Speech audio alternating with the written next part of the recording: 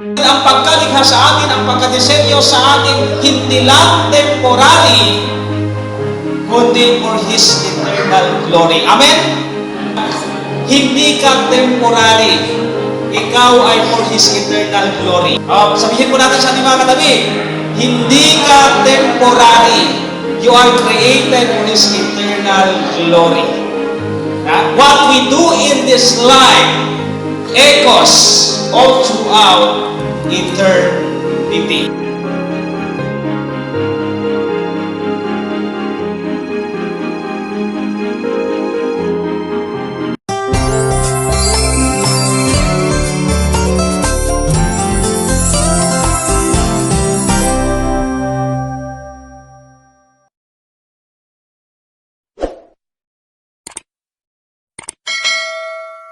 So ngayon po ay culmination, maliban sa tayo nag-celebrate ng pasasalamat or thanksgiving sa kabutihan ng ating Panginoon, we are also celebrating the culmination of what we call our Week of Revival series or Evangelism series. Na ang tema na ating pinapag-aralan sa bawat gabi ay bakit ako narito sa mundo. Ito ay isang serye ng pagtatalakay sa purpose o layunin ng Diyos sa buhay ko, sa buhay mo, sa buhay nating lahat. At ngayong umaga, ang pag-aaralan po natin mga minamahal na mga kapatid is nilikha ka para sa walang hanggan. Ibig sabihin mga kapatid, ang pagkalikha sa atin, ang pagkadesenyo sa atin, hindi lang temporary, kundi for His eternal glory. Amen? Pakisabi ng sa inyo mga katabi, you are created not just temporarily, but for His eternal glory. Mahaba, ano? Sabihin na lang natin na hindi ka temporary. Ikaw ay for His eternal glory. Pwede po ba? Sabihin po natin sa ating mga katabi, hindi ka temporary. You are created for His eternal glory. What we do in this life echoes all throughout eternity.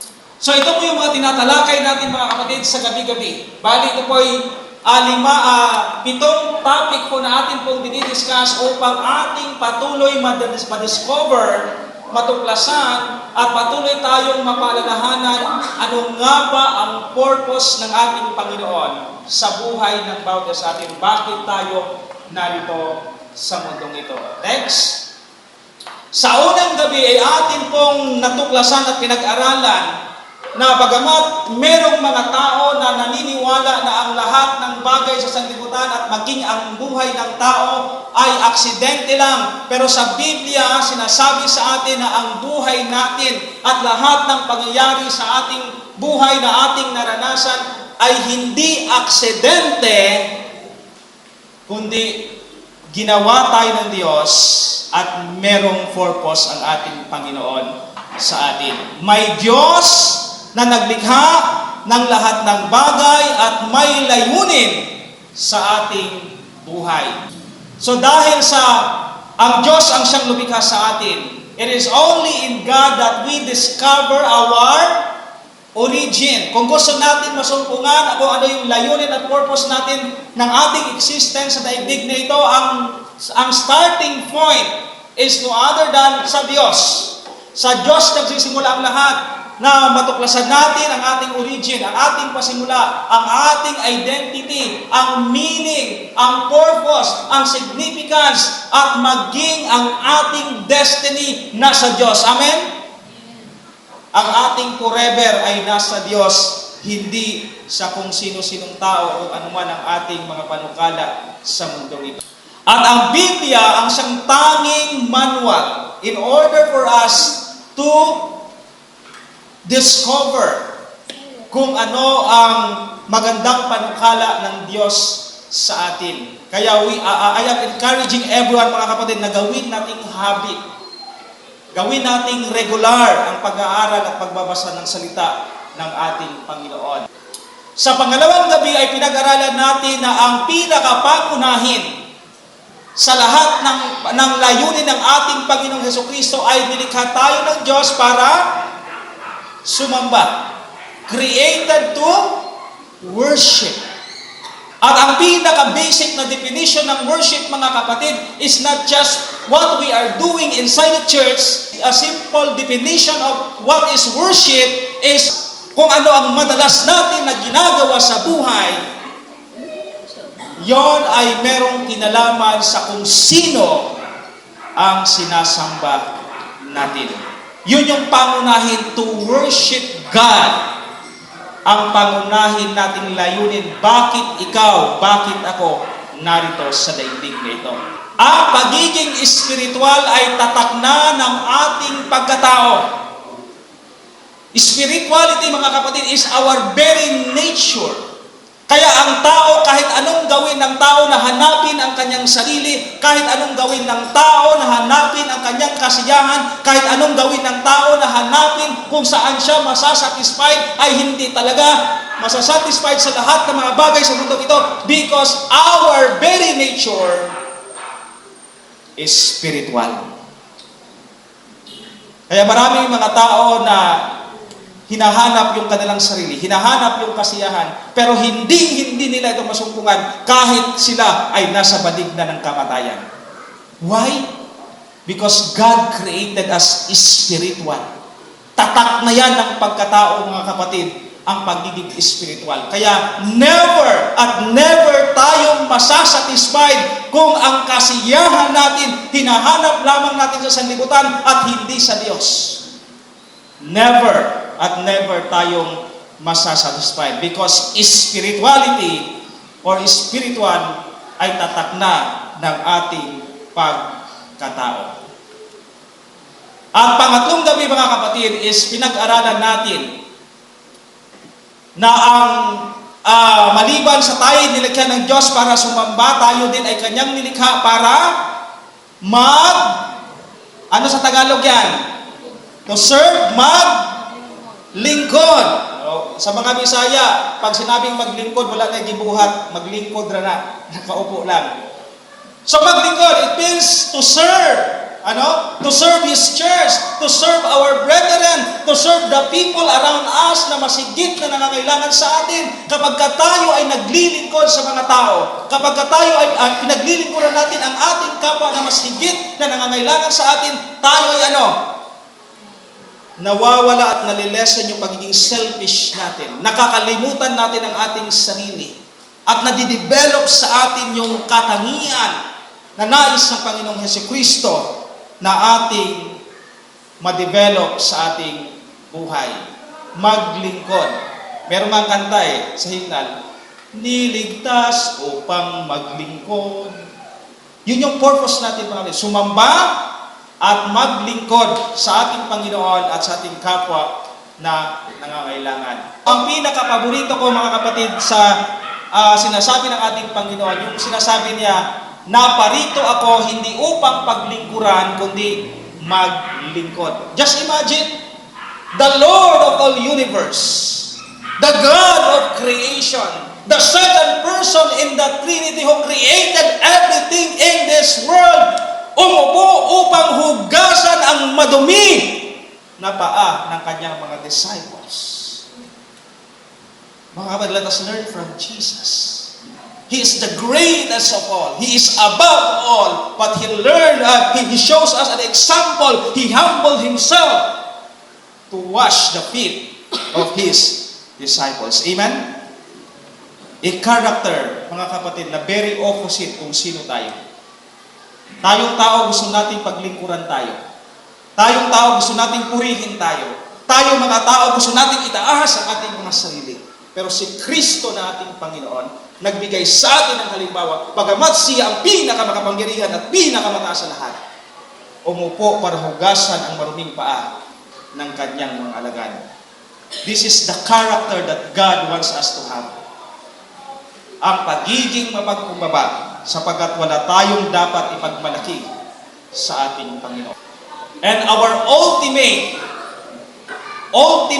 goal sa buhay na ito, hindi para yumaman, hindi para maging sikat, hindi para maging makapangyarihan. We are just in this world for survival. Lahat ng ating mga nalikom, naipon, na-accumulate na mga wealth, mga properties, yaman, etc., etc., lahat yan ay iiwan natin sa sanlibutan ito. Mga kapatid, the ultimate goal that we have in this world is to be like Jesus. That is our ultimate goal, mga kapatid. Yan ang dapat natin na minimithi. Yan ang dapat natin na inaasam. Yan ang dapat natin na sinisikap ayon sa biyaya ng Panginoon. Every day, tayo ay nagiging kagaya ng Panginoong Jesucristo. Hindi sa ating mga lodi na mga vlogger, mga kapatid.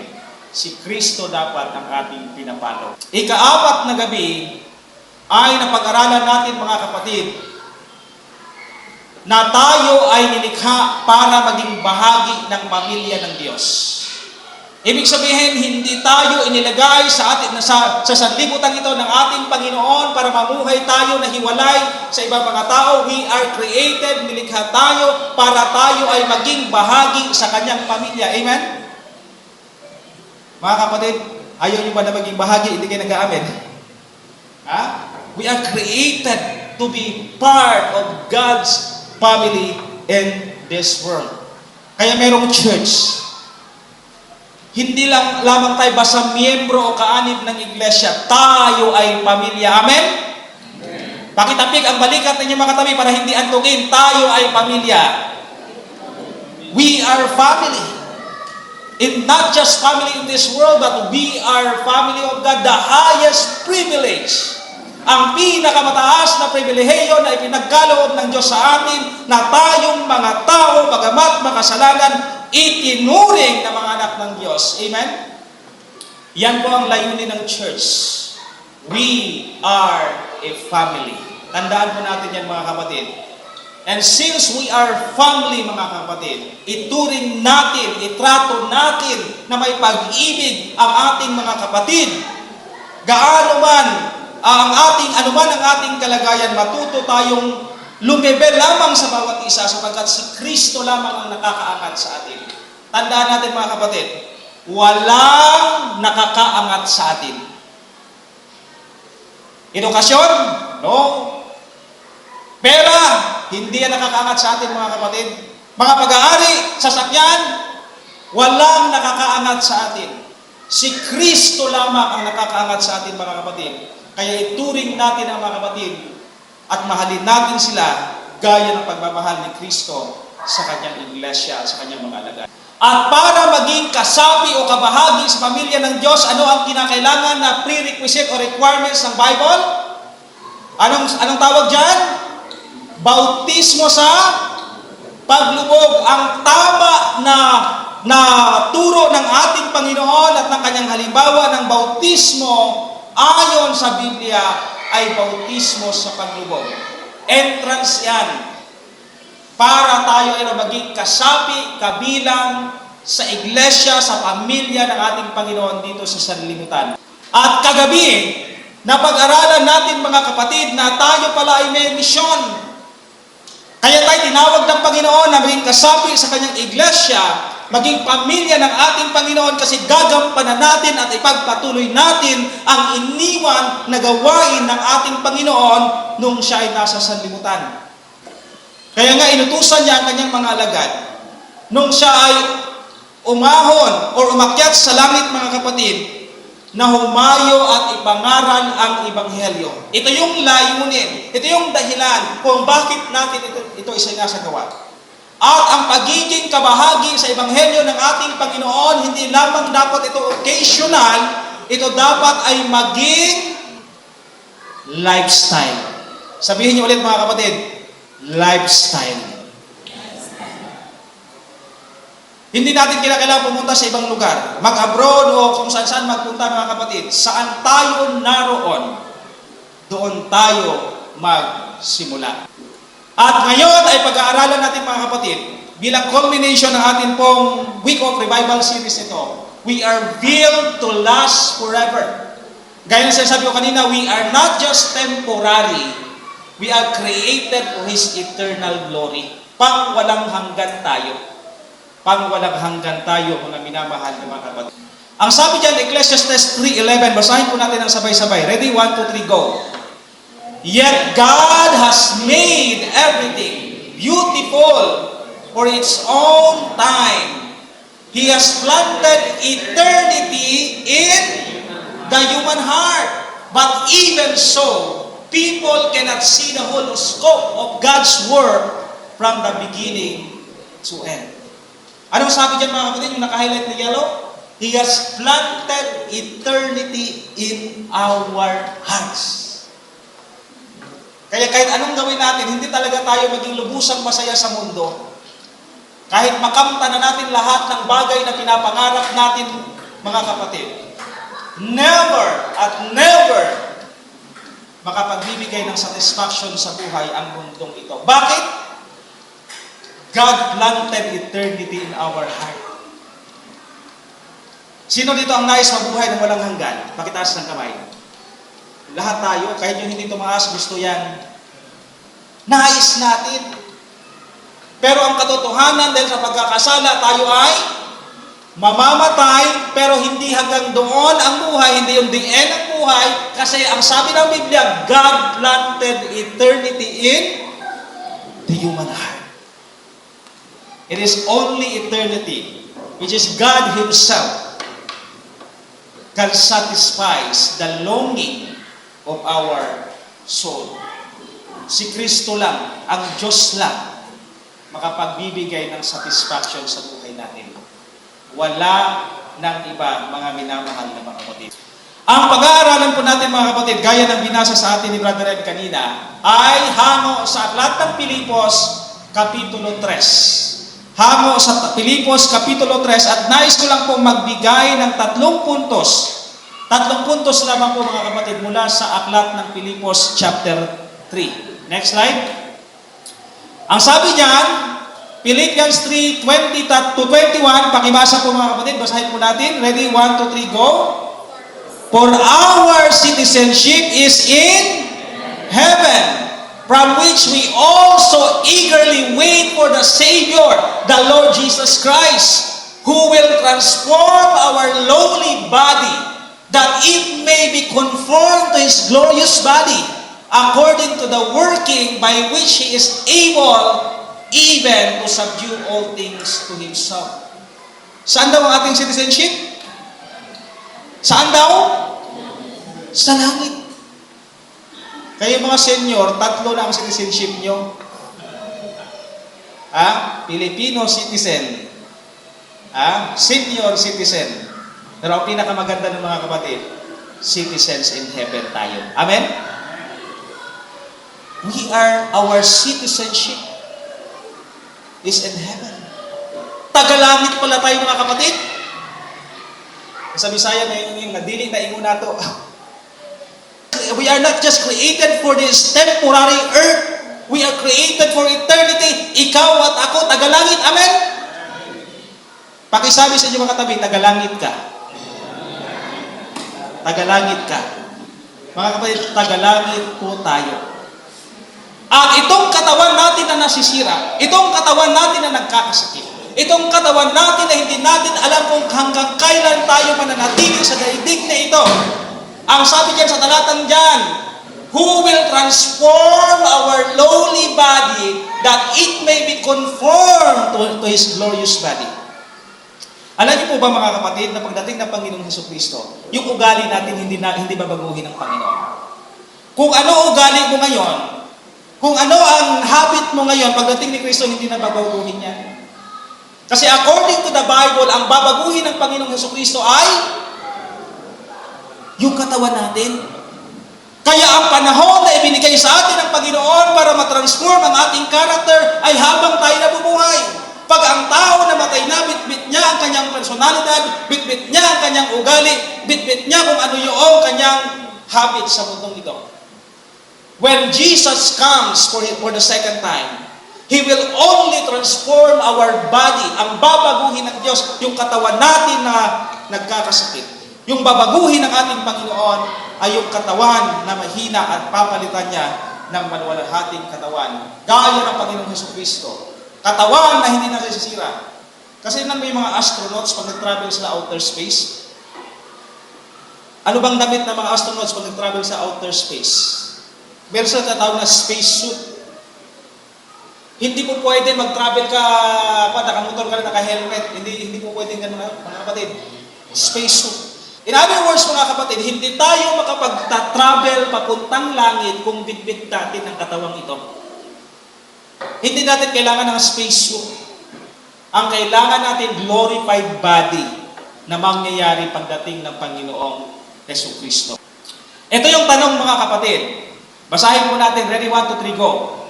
Kung ang ating pagkamamamayan ay sa langit, ano dapat ang ating masigit na pagtuunan? Yaman na tayo ay hindi taga-lupa, yaman na tayo ay hindi lamang taga-rito, kundi tayo taga-langit, ano dapat ang mas focus natin sa buhay natin? Taga-langit tayo, dapat ang ating focus, langit din. Hindi yung langit-langitan.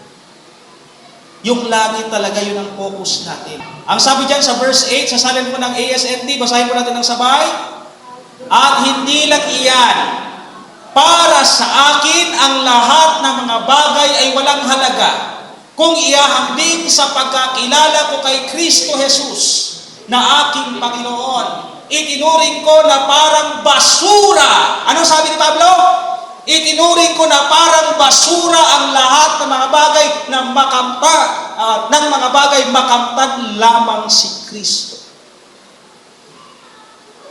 Mga kapatid, ang sabi ni Pablo, yung mga bagay sa sanlibutan, yung aking achievements, yung aking pinag-aralan, yung aking posisyon, yung aking pera, ang sabi ni Pablo, basura yan. Basura yan i-compare natin sa eternity. Treasure yan pag sa sanlibutan, pero kung ikumpara natin sa walang hanggan na panukala ng Diyos sa buhay ng tao, everything in this world is just a garbage. Ngayon, anong pwedeng ipagmalaki natin? Kung yung pinag-aralan natin, garbage lang yan sa harapan ng Panginoon. Kung yung pera natin sa bangko, garbage lang yan sa Panginoon. Kung yung pag-aari natin, garbage lang yan sa Panginoon. Ngayon, anong ipagmamalaki natin, mga kapatid? Wala tayong ipagmamalaki sa Panginoon. Sabi ni Pablo, itinuring kong basura ang lahat ng yan. Makamit lamang si Kristo. Amen? How I wish na magkaroon tayo ng ganyang puso katulad ni Pablo. Na ituring natin na walang kwenta ang lahat, makamit lamang si Kristo. Sabi ko sa kanta, kung kamtan mo man ang mundo't kanyang yaman, maging palasyo man ang iyong tahanan. Anong chorus, mga kapatid? Hanggat di mo nadarama ang palad ng Diyos Ama, wala pa rin halaga ang or kayamanan. Kung kamtan man natin ang lahat ng bagay sa mundo, kung wala namang Kristo sa buhay natin, that is totally a garbage. Mahirap tanggapin, mga kapatid, garbage lang pala lahat ng iyon. Ikukumpara ba naman natin sa eternity? Walang hanggan? Garbage lang talaga yan, mga kapatid. Kaya kung meron tayong garbage, ibahagi natin. Hindi naman natin dadalhin yan sa langit Kaya iwan natin sa lupa. I-share natin, mga kapatid. Kahit garbage yan, napapakinabangan naman yan sa lupa. Ang unang punto, mga kapatid, ito yung unang punto sa atin pong mag-aaral sa Philippians chapter 3. Ready? 1, 2, 3, go.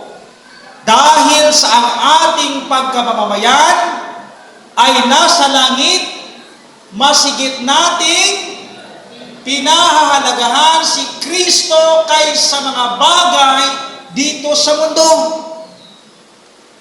Kung tagalangit tayo at inaangkin natin, tinatanggap natin, tagalangit tayo, sino ang masigit nating pahalagahan? Si Kristo. Kahit gaano natin kabalo sa trabaho, dalawin natin ang ating Panginoon. Naalala ko po, mga kapatid, merong nangaral sa bus. Diba? Kung sumakay kayo ng bus, merong nangaral. Ang ingay-ingay. Nagalit yung isang mama. Ang sabi ng mama, ikaw bakit mo dinadala ang church dito sa loob ng bus? Alam niyo po ang sagot nung nagbe-preach? Sir, baka hindi na po kayo nagsisimba kaya sinusundan kayo ng church sa bus. Mga kapatid, kahit gaano kaabala ng buhay, alam ko na abala tayo. Pero i-priority natin ang Lord. Amen? I-priority natin ang Lord, mga kapatid. Huwag nating maalala ng Lord pag nangangailangan tayo. Kundi dapat araw-araw, kahit gaano man kaabala, i-priority natin ang Lord para hindi tayo susundan ng church. Verse 10.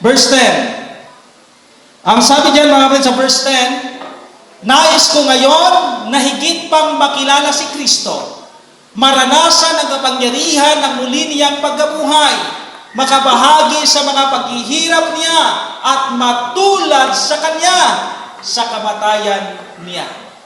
Nung si Apostle Pablo, mga kapatid, ay mahikayat sa Kristyanismo, ma-convert into Christianity, ang focus ni Pablo ay higit pang makilala si Kristo. Yung makilala niyo po ang inyong mga asawa, yung mga asawa niyo ngayon na sweetheart niyo pa or girlfriend or boyfriend niyo noong kabataan pa kayo. Di ba nung makilala niyo, parang gusto niyo makita at makasama araw-araw? Parang yung tawag ay walang katapusan? Parang hindi mo na mapigilan kung kailan ka hihinto kasi gusto mo siyang makausap?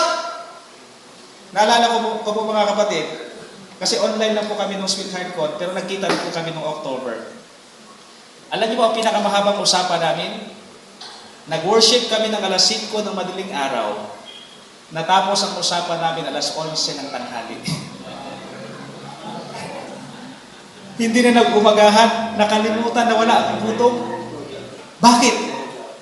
Yung excitement mo na mas makilala siya. Amen? Parang hindi kayo nakaka-relate, mga kapatid. O baka mas mahaba pa yung sa inyo. Mga kapatid, dapat yung ating desire na makilala ang Panginoon sa buhay natin, sweeter as the years go by. Alam mo, nakikita ko itong halimbawa na couple sa Adas na hinahangaan ko, sa Sister Jean at si Brother Ronnie. Parang dalaga at binata pa rin talaga ang nagkasama. Sweeter as the years go by. Alam ko, ang ibang mga couple ganun din, pero itong nakita ko talaga na talagang hinahangaan ko na sweeter as the years go by, mga kapatid. Dapat ang relationship natin sa Panginoon, sweeter as the years go by. Every day, we open our Bible. Every day, we kneel down in prayer. Every day, we are excited to talk to Jesus Christ because we want to know more about Him. Amen? Yan ang focus ni Pablo. Yan dapat ang maging focus natin na mahigit na ang makilala si Kristo. Second point, mga kapatid, second point. Basahin po natin ng sabay-sabay. Ready? 1, 2, 3, go. Dahil sa ang ating pagkamamamayan ay nasa langit, ang dapat, para ako lang nagbabasa. Basahin po natin sabay-sabay. Ready? 1, 2, 3, go. Dahil sa ang ating pagkamamamayan ay nasa langit, ang dapat nating mithiin at layunin ay makilalang lubos si Jesus na ating Diyos. Amen? Kaya minsan dinadaig tayo ng problema. Kaya minsan dinadaig tayo ng depresyon sa buhay. Kaya minsan dinadaig tayo ng pangangailangan natin sa araw-araw kasi hindi natin kilala talaga si Jesus. Kasi kung kilala natin si Jesus, magtitiwala tayo sa Kanya, anuman ang mangyayari sa buhay na ito. Verse 13, mga kapatid, hindi ko sinasabing naabot ko na ang ganap na buhay. Ngunit ito ang ginagawa ko ngayon. Kinakalimutan ko ang nakaraan at pinagsikapan kong makamtan ang nasa hinaharap. Tuloy natin ang basa mga kapatid sa verse 14.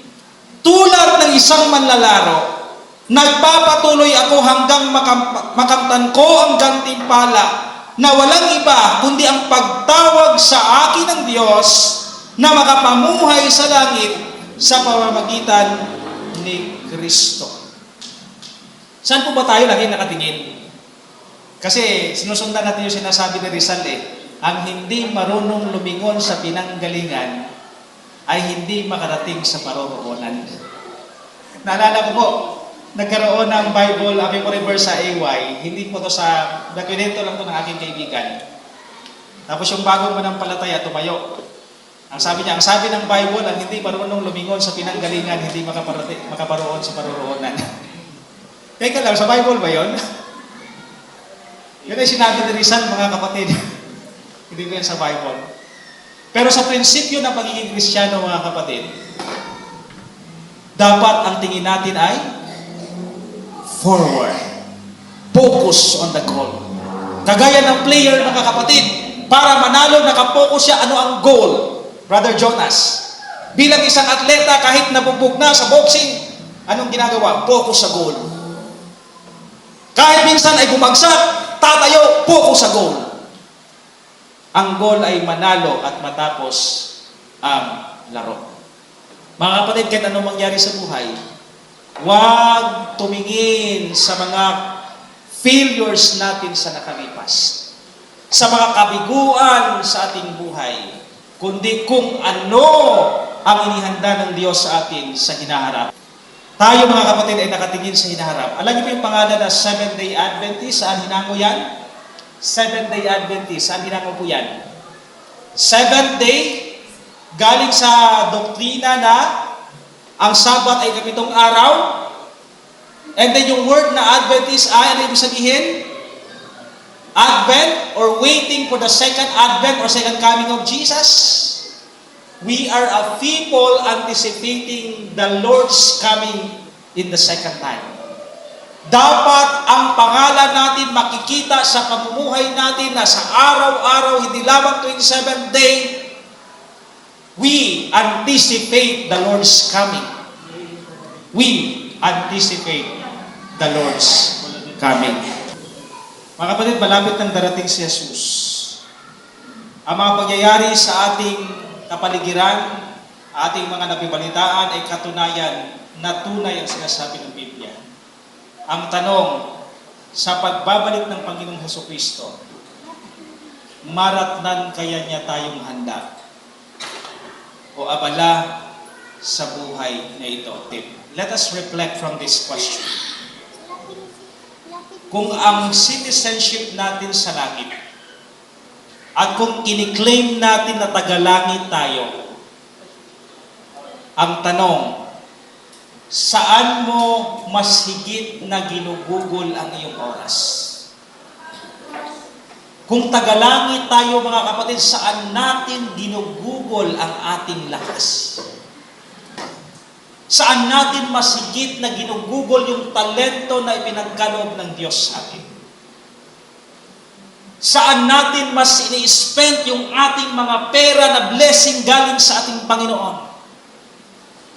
Yung yaman o salapi na ipinagkatiwala ng Diyos sa atin.